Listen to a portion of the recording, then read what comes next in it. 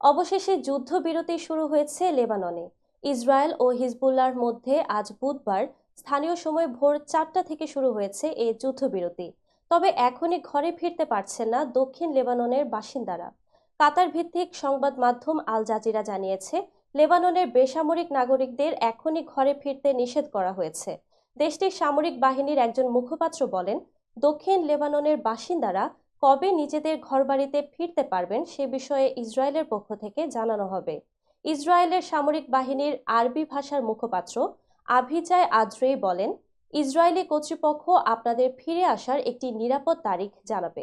সামাজিক যোগাযোগ মাধ্যম এক্সে দেওয়া পোস্টে আদ্রেই লিখেছেন, ইসরায়েলি সামরিক বাহিনীর সদস্যরা এখনও দক্ষিণ লেবাননের ভেতরে রয়েছেন। গতকাল মঙ্গলবার মন্ত্রিসভার বৈঠকের পর লেবাননের সশস্ত্র গোষ্ঠী হিজবুল্লাহর সঙ্গে যুদ্ধবিরতির ঘোষণা দেন ইসরায়েলি প্রধানমন্ত্রী বেনিয়ামিন নেতানিয়াহু।